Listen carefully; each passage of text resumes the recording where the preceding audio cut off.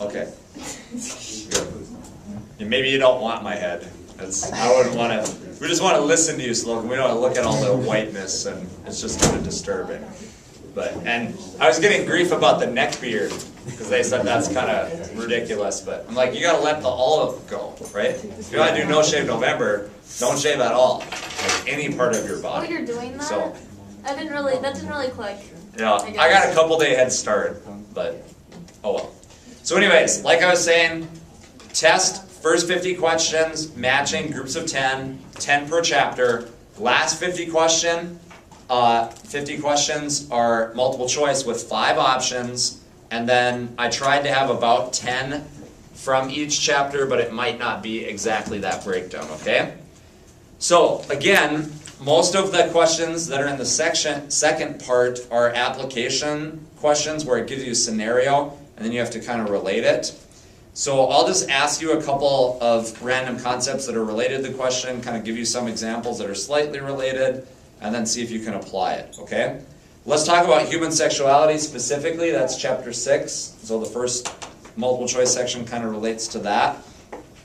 When it comes to attitudes and practices involving human sexuality, so what people believe about sexuality and what people do. Do we see like every culture doing the same thing all the time? No.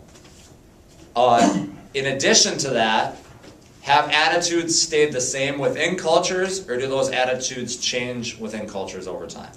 They change quite a bit. So somebody give me an example of how attitudes regarding human sexuality have changed in the United States. Prachnia. Well, during the baby boomers, there was like just a bunch of kind of free loving going around. Yeah, in the like 60s in the hippie movement. Yeah. Okay. So free love. They do stuff with people a lot. Whoever it is. Okay. Good. Okay. Anybody else?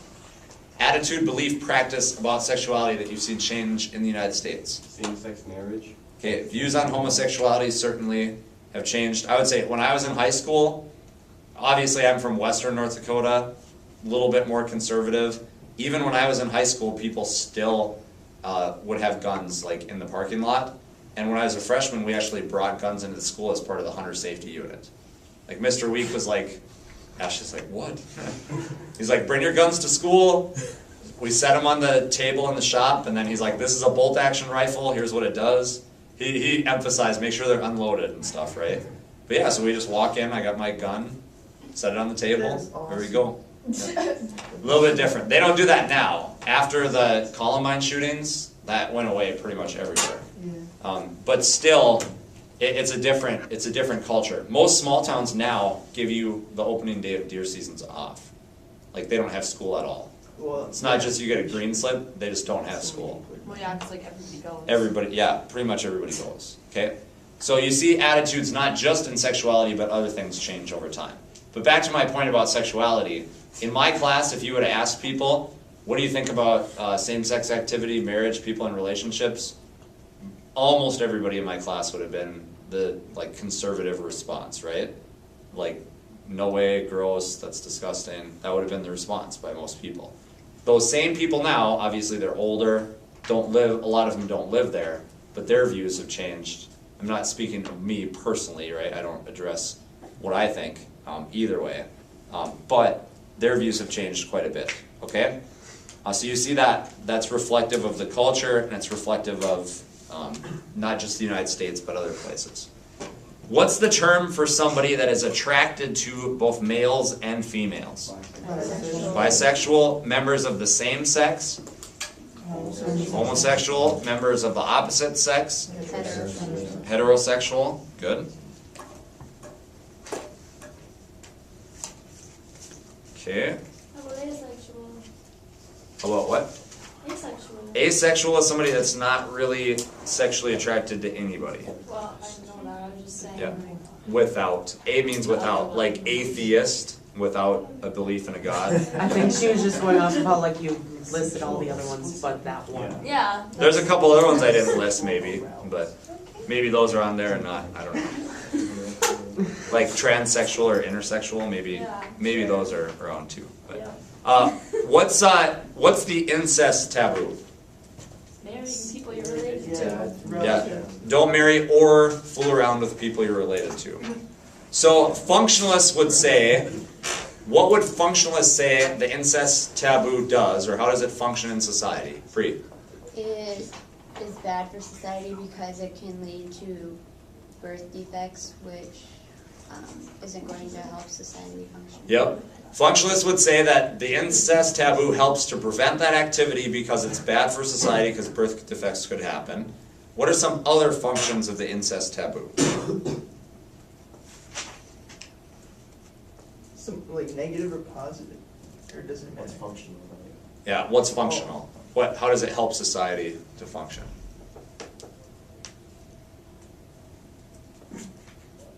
Okay, this extreme examples obviously, but I'm not even gonna pick a student because I don't wanna go there.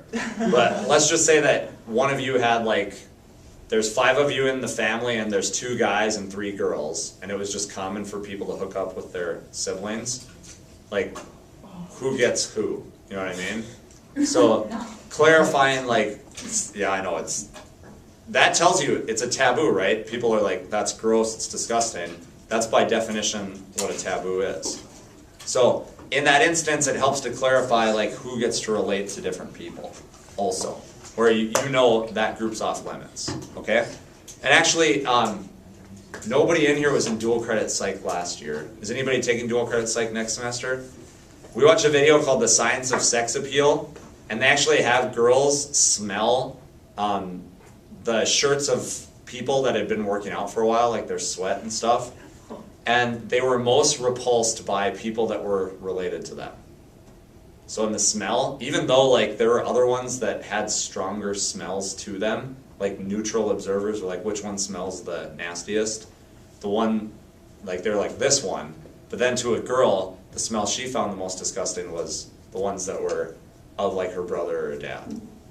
So they think biologically there's something programmed into people to not be attracted to their brothers or sisters because they smell it on them or something, and they're not even aware of it. They're not yeah, they didn't know that they're not husbands, that their dad or their brother, they didn't know that group was in that sample, but consistently those were the smells they were most turned off by. So yeah, it's really interesting. That show traditionally is one of the more interesting shows we watch. Okay, next. Percentage of the population that claims a homosexual identity, that says they're entirely homosexual. Is it higher for females or males? Males. Males. Females, actually. Oh, well. Okay? And then around what percent is that of the population? 12. It's It's like 20. percent of only females or overall? Overall, the percent of the population that says I'm exclusively homosexual, what percent of the population is that? Yeah, it's around 2%. So, the range of percents you'll see is pretty small, but it's around 2%. Good. Okay, we also talked about functions of prostitution, how it's functional and dysfunctional. Remember, one of the questions on the quiz dealt with that. What was one of the latent functions of prostitution? Sounds so bad when you see it read, but it's one of them. Jobs or money for people that can't get it, or is it Okay, that would be more of a manifest function, Oh. like job for somebody. Christina? Isn't that one of the things where it's for people that aren't as attractive to get Oh, that yeah. pleasure? Yep. Yeah, provides sexual activity for people that are. Sounds so bad. The way the book reads it is too lazy, poor, or unattractive to attract a member of the opposite sex. Wait. Latent ones are the intentional ones, right? Or Latent are the unintentional. Okay, got it. Manifest is intentional. Got it. Exactly. Okay, how about pornography? What are some critics? What do they say about pornography? If you're critical, what are you going to say? Is it good or bad? It's bad. Okay, so what do they say? Why is it bad?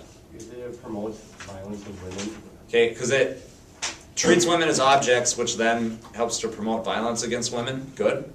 What else? Says it's a power issue. Okay, it again shows women as not having as much power as men. Remember the study we looked at? There was a sheet I handed out that talked about statistics regarding sexuality, and on it talked about a variety of different things, but one of the things they talked about was trends in pornography. I think Landman was the name of the researcher. I'm forgetting, but you guys remember the sheet I handed out? Sure. So I see a few nods. But one of the things that they point out is that in pornography, like the women will resist initially and then they get pushed around or beat up by a guy a little bit or like forced into it, and then they start engaging in the behavior. So that sends a message. The critics would argue that if you have a girl that doesn't want to fool around with her, if you like push her around and kind of force her into it, then she'll eventually comply. So their argument, critics' argument then, is that in a way helps perpetuate violence against women like rape. Isn't this yellow sheet? Yeah, it's that yellow sheet right there. Yep. Okay. Let's see. Nature-nurture debate. Nature-nurture debate. What if somebody says that something is caused by biology? What is that? Nature. Nature. If it's because of how they were raised or something they learned in society. Nurture. Good. Okay. So, in regards to crimes and deviance, what would somebody that supports a nature view of the nature-nurture debate say is the cause of a crime, or of crimes in general? For nature, Yep. if you're born more aggressive, you lash out more often. Okay, so if you have something maybe in your brain or your hormonal balance that makes you more aggressive, good. What else?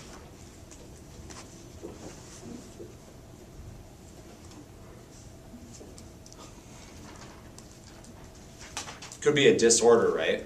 Yeah. If you develop something, you like cancer, for example, that's a nature issue, okay? It could be caused by things in the environment, but it's not always. So it's more of a nature issue, it's a biological issue. So if you have like some type of mental disorder, let's say antisocial personality disorder, for example, you're probably more prone to violence, you are more prone to violence than other people. So that would be a nature explanation of deviance, okay? Is deviance always wrong, like in the moral sense? No. No. So what's a good word for a synonym for deviance? Weird. Difference, or yeah, weird would work as well. Good. Okay. One of the things we talked about at length, we actually had a graphic on it that talked about Merton's strain theory of deviance. Strain theory of deviance, remember it was the 4 boxes with the little box in the bottom right? Yeah. So if you look in chapter 7, Prochniak, you're looking, what page is that on? 180. 180. So let's say that you have somebody that goes to their job and faithfully fulfills their job every day, but they just they don't get paid a lot, and they just kind of go through the motions. What would they be considered on strain theory? Ritualism. Yeah, they'd be in ritualism. Good. What are the 2 variables in strain theory? Do you remember? Goals and means. Goals And and means, like what you do and what your goal is. So, if you agree with the goal and you agree with the commonly accepted cultural means, what would you be? conforming. You'd be a conformist, exactly. Okay? So let me give you one example, and then after that we'll move on to the next thing. You can look up a few others on your own. Let's say that you do what one of my college, it wasn't my roommate, but a guy that I knew in college did, and he basically gambled online to make money. Okay? I don't think he actually finished college, but I know right now he plays poker online for a living. What would he be? What do you say? Does he make money off of that? Yeah, but I'm not saying you should do it, because it takes a pretty decent bankroll to do it. Because you'd have like big swings in a bankroll, but the strategy he uses over time is successful. I mean, he makes okay money, but like there'll be times where he loses a lot of money, like 9 times in a row, like a lot of money, and then he wins enough to make up the difference. So he nets like, I don't even know what it is, let's say $1,000. But then the next 9 times he loses like $9,000, and then he wins like $12,000. You know what I mean? So you shouldn't do that, okay? Yeah. Mr. Slocum is saying don't do that. Don't gamble. But there are people that do make a living playing poker for a living, right? Is that But innovation? it's few and far between. That'd be So innovation. it'd be innovators because they agree with the goal, they want to make money, but most people don't gamble for a living. They're doing something that's not viewed as acceptable. Good. So again, be able to identify some of those if you see scenarios in class related to that. Okay. What's the difference between ascribed and achieved status again? Association is where you're born. Okay, ascribed is you like get it because of something that wasn't your choice. So it could be you were born with it, or it could be it just happened to you. So if I'm driving home and some drunk driver hits me and I get paralyzed, my status as being paralyzed would be what? Ascribed. I wasn't born that way, but it'd be ascribed. Okay, achieved is something that like you choose to or you work at, okay? So now, remember we talked about class systems and caste systems and meritocracies? Yeah. Which system is based mostly on birth or ascribed status? Caste system. Which one's based, or in a caste system it's actually entirely birth. In meritocracy it's based on what? Merit or achievement. And in a class system, what is it? It's a combination of both. Good. Okay, so why do class systems keep some elements of the caste thing? Why is there still ascription in terms of stratification? So the way it pans out. Yeah, which is what specifically? Yeah, I know. Just like if you're born into poverty, you don't always have like all the resources to like make it up there. Yep. So it just kind of happens. Yep. So one way to overcome poverty is through advanced degrees, going to college, stuff like that. You have the same opportunities as other people that are of like about the same ability as you, but they get more like chances to get out of it. So if you go to college and you're pretty poor, let's say, and you decide to party and not do stuff a semester, which a lot of people do in college, and you fail a bunch of classes, it's going to be harder for you to recover from that. Your family's not going to be able to pay for it more. You might have to work extra, take extra loans, whatever. But somebody that has the resources could afford to go to school another semester. Anybody seen Tommy Boy? Yeah. Okay, good example of that, right? There's a lot of people that go to school for 8 years. Yeah, they're called doctors, right? So his dad owned this big company that built brakes. He went to school for a long time, barely passed. If his dad didn't have all the money, he wouldn't be able to do that, right? Especially in that movie because he's not that smart. So he's smart at some things, but... Okay. There's another concept that's known as status consistency. Status consistency. Remember, Weber talked about how status is tied not just to money, but also to power and prestige, right? So it's money and influence and respect, basically. So if you have somebody that they're high respected, make a lot of money, and they have a lot of prestige, what type of status consistency would they have? Will they have high or low status consistency?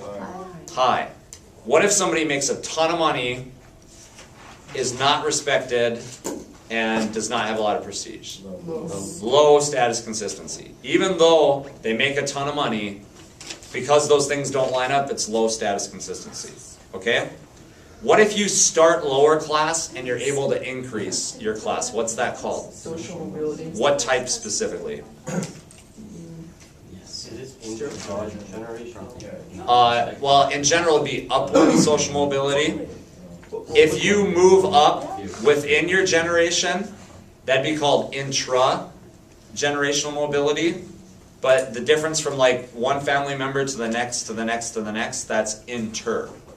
So if you think interstate highway system, inter means across. So that's intergenerational. Good. How about the difference between absolute and relative poverty? absolute, like, you can die from it, and relative, you don't have as many, like, resources as others. Exactly. So in high-income nations like the United States, what do we have most of? Relative. Relative. In Africa? Absolute. Okay, good. All right. Let's see.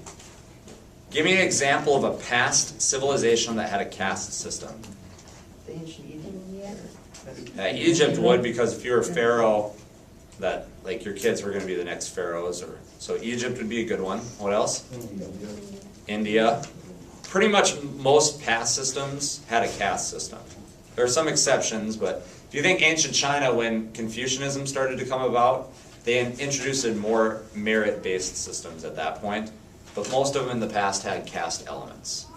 Okay, how about high-income nations? Give me a couple examples of high-income nations. Australia, Norway. Canada. Australia, Canada, basically Western Europe, the United States and Canada, and countries that the British had a large influence in, for the most part, are high-income nations. The exception to that would be like India. India is considered what? Middle. Middle-income nation. China, middle-income nation. Most of Latin America, right? So there's a ton of people that live in middle-income nations. If China and India are considered that, there'd be a ton. Okay. Let's see. We also talked a little bit about Margaret Mead and George Murdoch's study on gender. Mead was the person that studied the societies in New Guinea, if you remember. What did she find about those societies? The roles of men and women were reversed. Warren, yep, the roles of men and women were reversed. Good. How about Murdoch?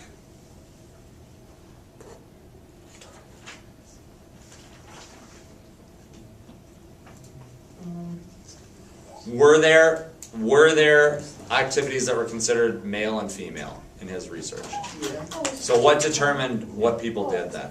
Hunting and warfare was Yeah. men, and, like, Generally, hunting and warfare was men, and what was women's roles? the homes and cooking. Gathering, cooking, and in some cases farming, and then taking care of the home. Exactly. Okay. Let's see. In terms of socialization and genders, which gender prefers games with clear winners and losers? Males. What is it? Let's say that, actually I asked this question, I can't remember what some people raised their hand for, but remember when I asked, okay, who makes most of the decisions in your household? Your dad or your mom? And you had you raise your hand, right? If you're in a household where you raise your hand for your mom, what type of family would that be? Matriarchal for father? Patriarchal. Good. Okay, when it comes to moral reasoning, Carol Gilligan, we talked about her before, and socialization. If there's something that's considered wrong, to boys, what is that based on mostly? Rules. To girls, what's it based on? Feelings more specifically. Okay, we talked about different types of slavery also. Different types of slavery. What's the term where, like, your kids are working for, like, nothing, basically? Child slavery. Child slavery, like the video we saw, right? With the kid getting paid in dirt and hopefully it has some gold in it. Good. How about if you're like forced to move from place to place against your will? Human trafficking. What if you directly own somebody else? Is it chattel? Yeah, chattel usually is how I've heard that pronounced, but I'm sure it's probably a British thing where they say it different in different places, but C-H-A-T-T-E-L. Good. And then how about, what if you saw this a lot in the past where people were trying to travel somewhere or start a business or something, but basically you have to work for somebody for free to try to pay off what you owe them. Debt bondage. Good. Okay, so I mentioned be able to give some examples of high income, low income, and middle income nations. The examples I use aren't like ridiculously hard, but it's not ridiculously easy either. So it's not like I have like the United States and then everything else is in Africa when I give you the high income nation question. But so study that map a little bit, that'll help you. In the US specifically, one of the things that you see is because we're such a big and diverse country, there are some places that are very, very wealthy and some places that are very poor. So the amount of stratification we have is pretty wide. In the US, what are some of the poorest places? In the US. China. Progniak, don't give somebody grief for not paying attention now, remember? Come on, Amr, you gotta pay attention. Yeah, didn't you catch that now? Cities, is that what you're looking for? Yeah, where in the United States is the poverty some of the worst? Inner city. Inner cities, Harlem. Detroit, Harlem. okay, some other inner cities, Harlem, South Central Los Angeles, what else? Chicago. San Francisco. Yeah, San Francisco not as much, but Isn't it Florida a lot What about like New Orleans? you guys are missing, you're missing two of the key areas How actually. about like the South, or like Louisiana? Let's say we had a map of North Dakota and it said poverty rates in a variety of counties. Which areas would be the poorest in North Dakota? Go west. No, their per capita income's really high because of the oil influence. Which areas in the state of North Dakota would be poorer? Maybe north, East. South? west, South, a little more specific than south. Southeast. southwest. I don't. Yeah, Native American reservations traditionally are some of the worst places in the U.S. Yep. Interesting. Wasn't gonna get that. Okay, when we look at high income, middle income, and low income nations, what's true about the birth rates in high income nations? Birth rates in high income nations are lower. In low income nations, they're higher. Yep. Okay. One of the things you guys talked about was modernization theory and then dependency theory. Which one blames rich countries more for poverty? Dependency theory. According to modernization theory, what's the cause of poverty? Culture and traditions. Culture and Technology. technological development. Exactly. Okay, somebody explain to me what the Davis-Moore thesis says.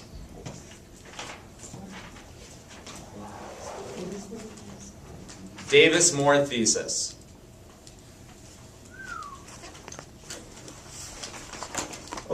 It's a functional analysis of what?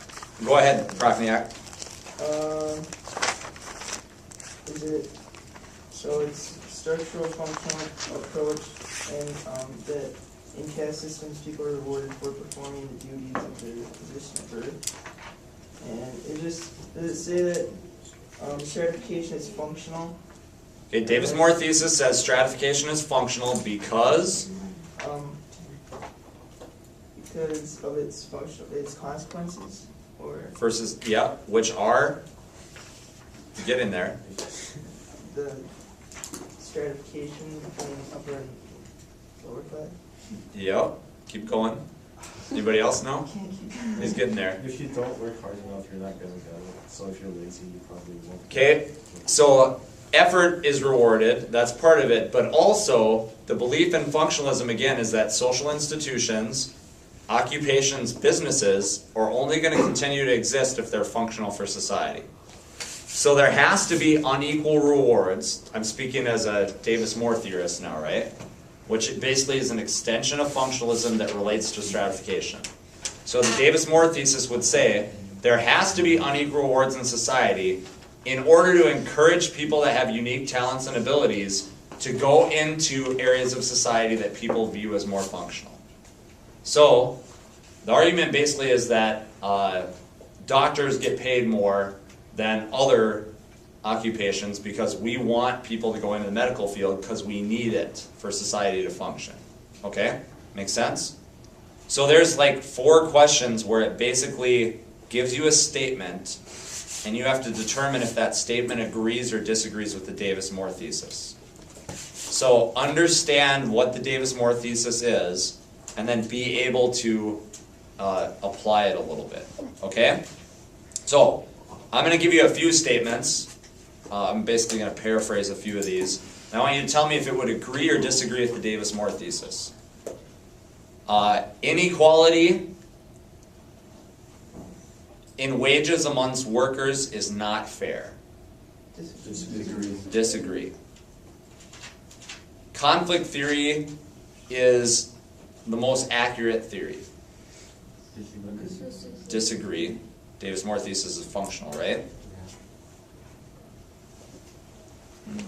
Let's see.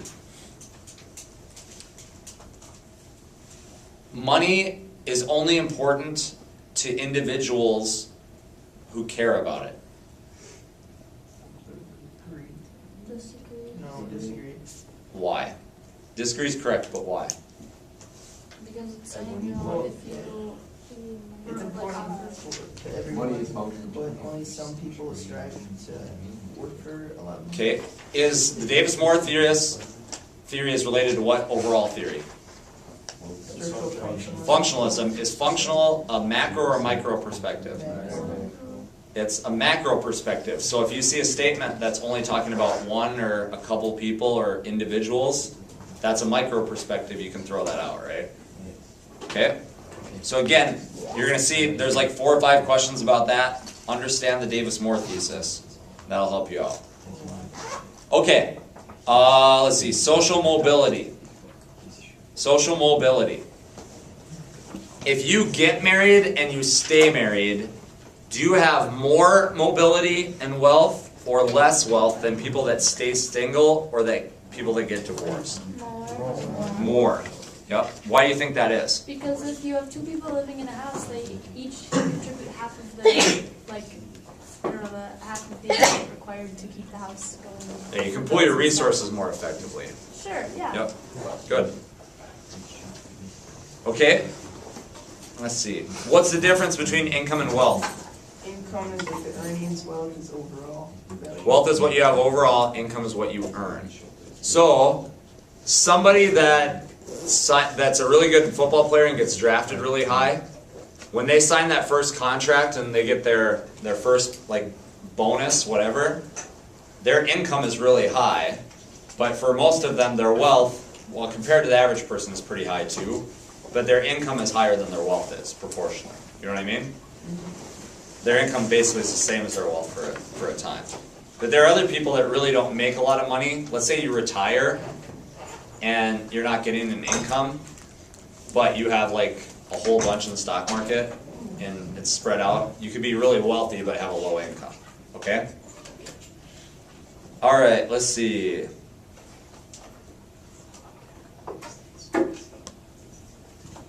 I think that's true. That's been talked about. Okay. We talked about the concept of blue collar and pink collar. What does pink collar mean? Girls. Wait. Pink collar. What's pink collar? Oh, it's like- No. Yeah, women occupations. What's blue collar? Labor-based. They tend to be male occupations, but manual labor-based. How about white collar? higher Mental thinking. activity. Yeah, more mental activity, more prestige. Good. Okay. Types of feminism, last thing I'll talk about. We discussed this a little bit today in sociology. What's the type that says we gotta get rid of all distinctions between sexes? Oh, that's that bottom one. Radical, Yeah. the bottom one. Well, I'm a visual person. No, that's okay? fine. Which one says that we should still work within the same system overall, but empower women to do what they want? Oh, the, Liberal. Which one says that the system's the problem, we have to change how resources are allocated? Socialistic. Good. Okay, you can go ahead and, well, hold on a second before I hit stop. Again, test is 100 questions. First 50 are matched in groups of 10. There's 10 per chapter from chapter 6 through 10. So chapter 6 is on sexuality, 7 is on deviance, 8 is on stratification, 9 is on global strat, and then 10 is gender stratification. The last 50 questions were multiple choice where you have to apply concepts, about 10 from each section, Hey, just text me okay? if you're doing anything. Yeah, we'll text you.